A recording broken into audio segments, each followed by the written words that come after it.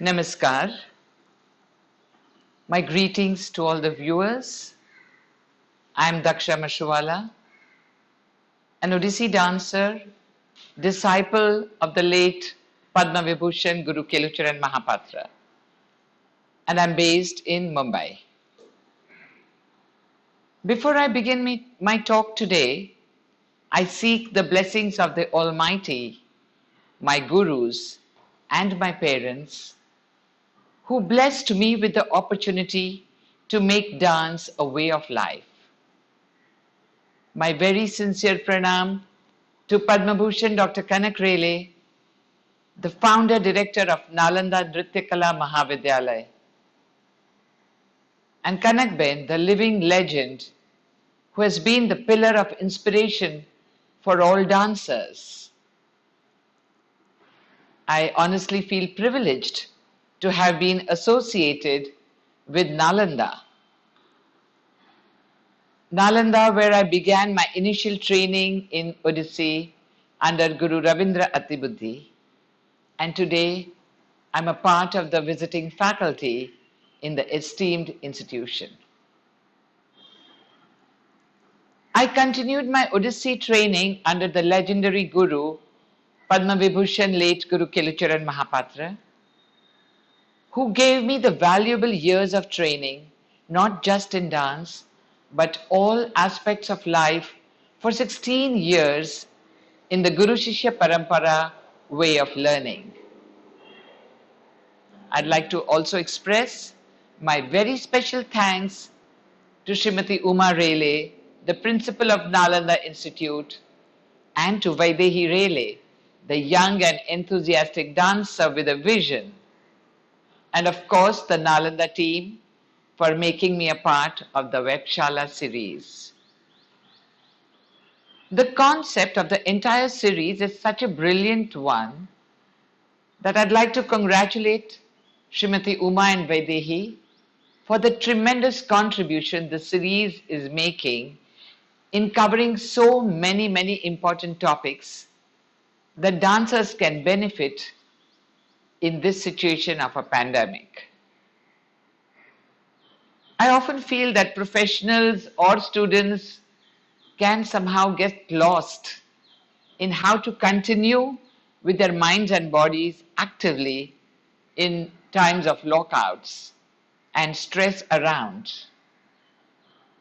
So again, thanks for the WebShaala series to all of you, the viewers as well as the organizers. Today, I will be sharing my views on the significance of Jayadeva's Ashtapadis in Odissi dance.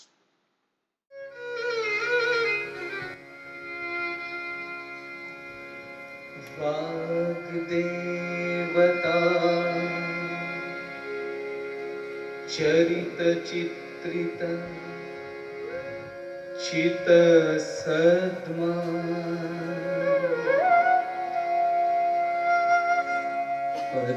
Padmavati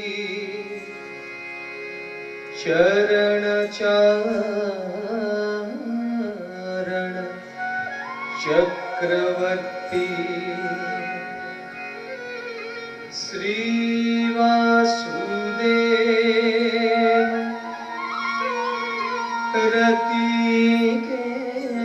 रतिकेली कथा समेतं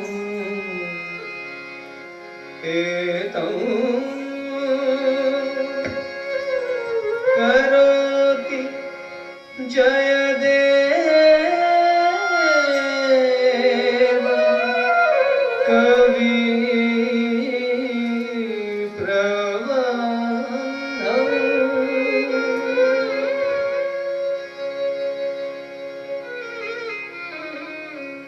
मधुरं गीतगोविन्दम्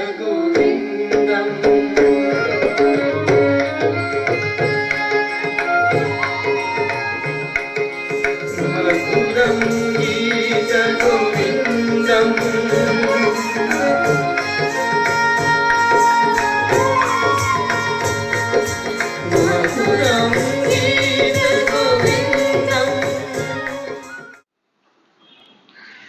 As we all know, every classical dance performance repertoire have items that cover most aspects of the expression in that style.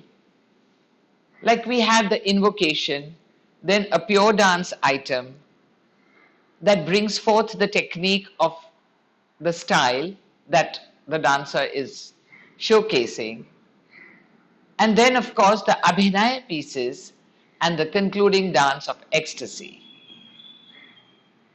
In the Odissi dance repertoire, Ashtapadis of Jayadeva play a very significant role.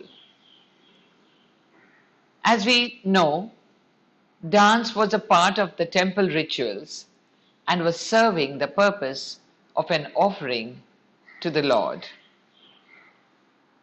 The purpose of dance was to raise consciousness of the devotees, and all Indian classical arts were transcendental in their form, content, and experience. Coming to today's topic on the saint poet Jayadeva, who wrote the Gita Govind around the end of the 12th and the beginning of the 13th century AD, during the time of the king Ananga Bhimadev of the Ganga dynasty. It was the only Sanskrit poem during that time that got tremendous popularity. Until that period, Radha was not a prominent character in the Vaishnava tradition. Out of the 4 different Vaishnava traditions, only one believed in the Radha Krishna philosophy, while the other 3 mainly had Vishnu Lakshmi as the main deities. In the earlier texts, Krishna was primarily admired for qualities of valor and statesmanly wisdom. These qualities make him a dominant figure in the Mahabharata. Jayadeva's Gita Govind instigated a fundamental transformation of this heroic figure into a different figure which is aesthetic as well as erotic. The Gita Govind began its life as a classic work for the great Vaishnava literary tradition, but its audience spread beyond the religious to all who loved Sanskrit literature and music in Eastern India. The center of its poetic world was Krishna, but Krishna was worshipped in a significantly new form. Medieval India witnessed the transformation of religious attitude. The focus of spiritual attention shifted to a new concept of bhakti, which was less abstract than the earlier ones.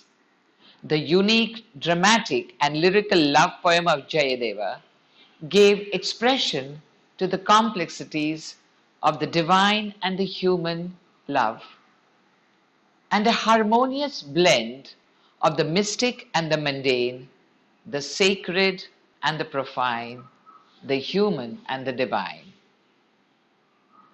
The sweet, enchanting, and enrapturing rhythm of the songs of Radha and Krishna brought magic.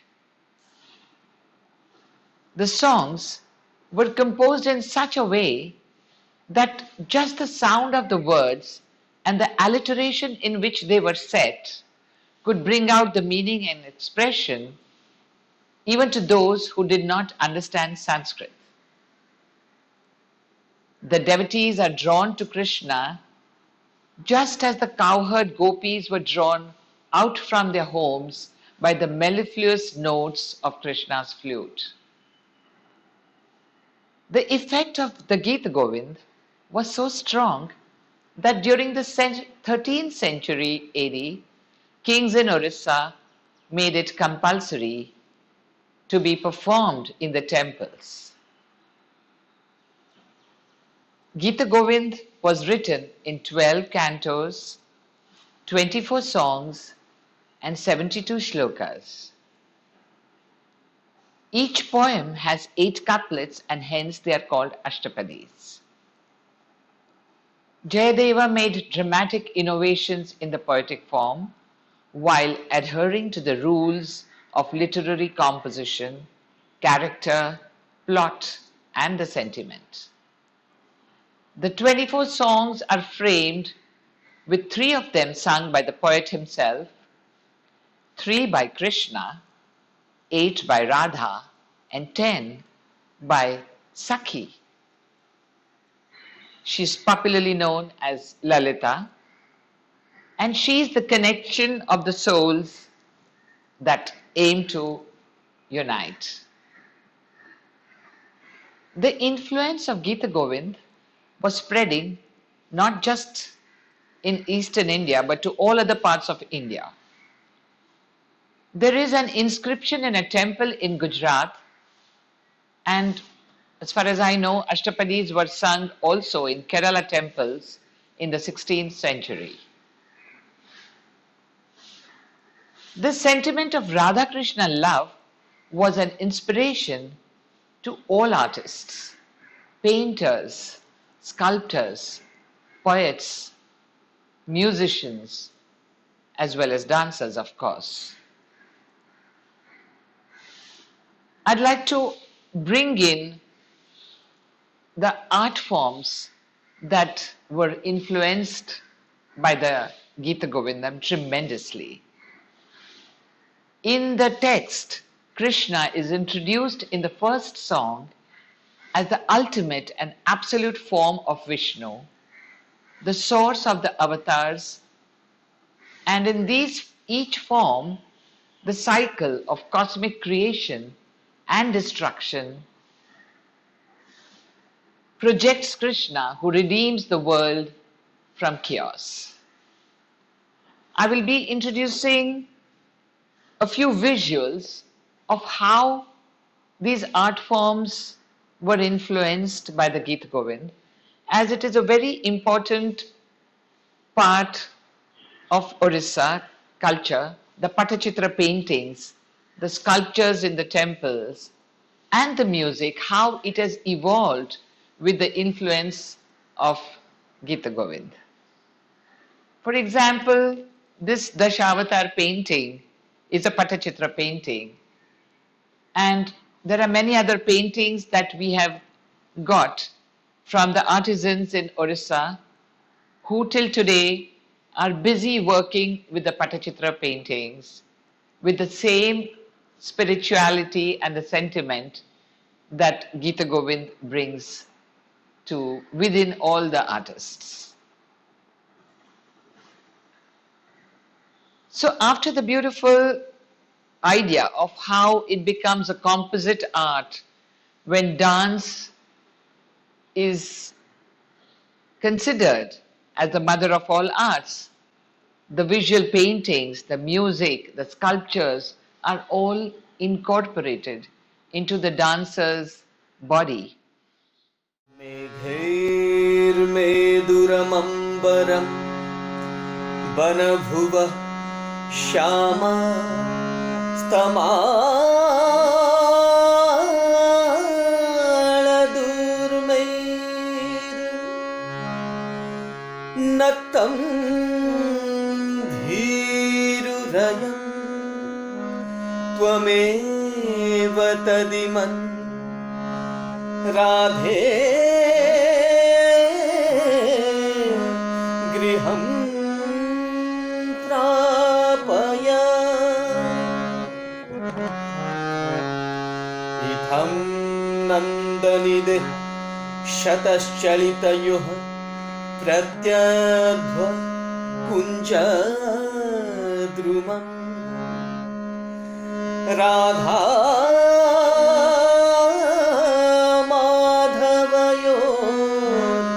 जयन्ति यमुना कूले रह गेलयः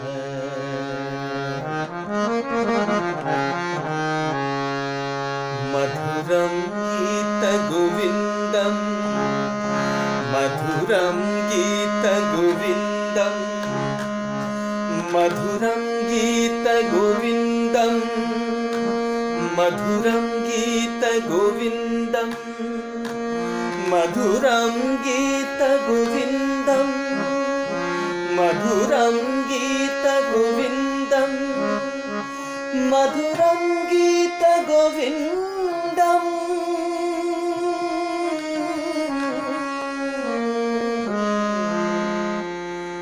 मधुरं गीतगोविन्दम्.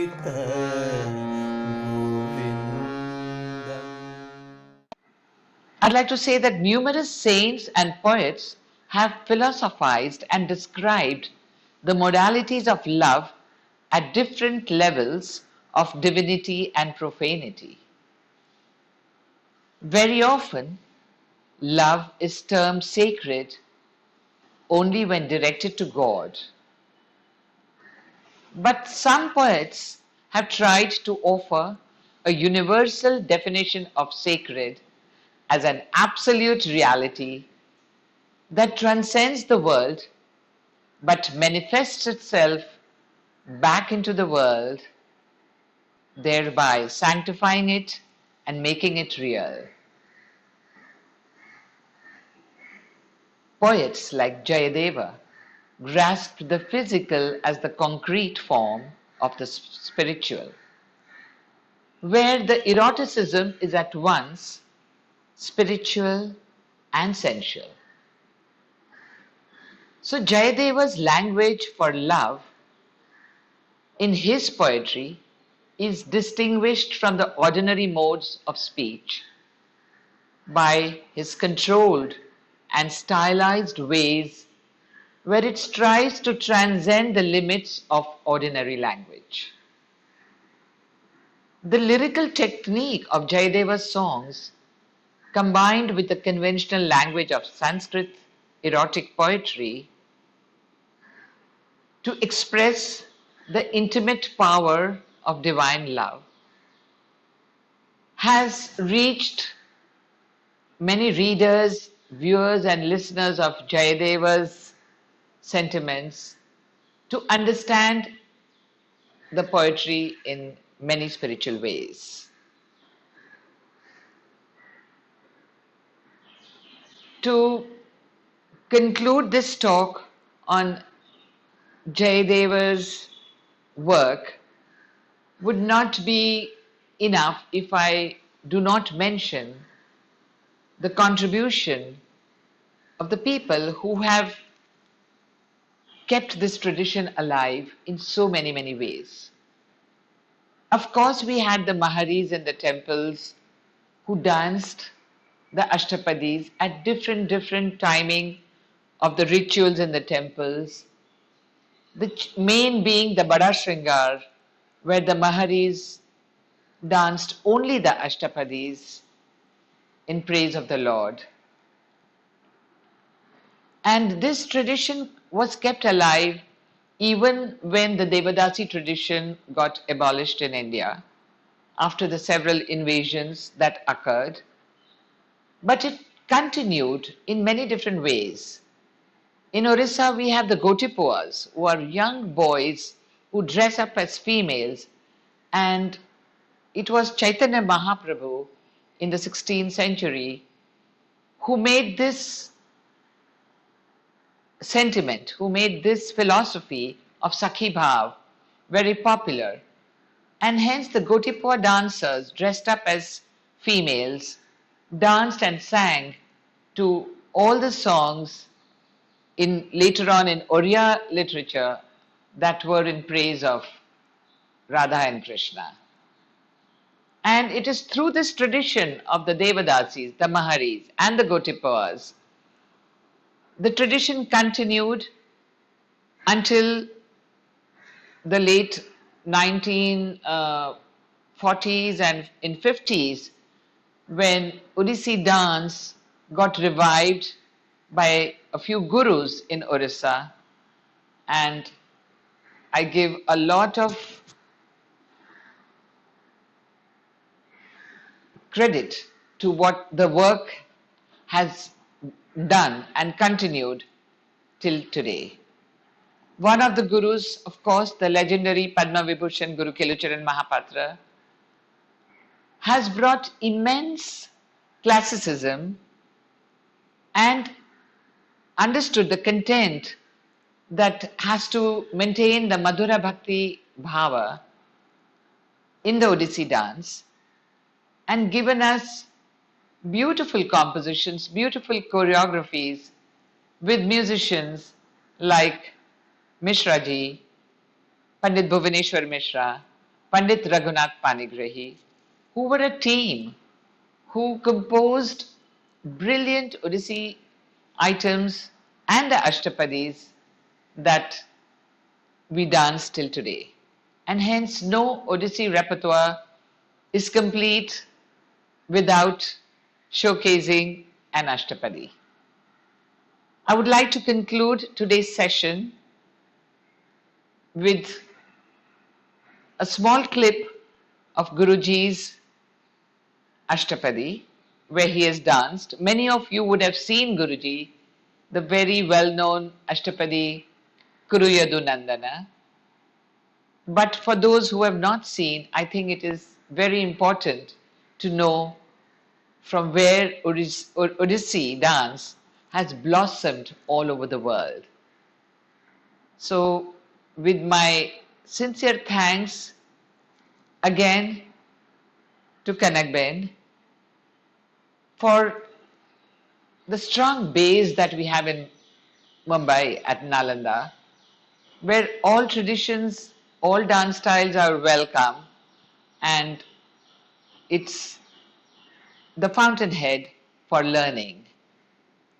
And of course, to the Nalanda team that has brought this WebShaala series of different topics.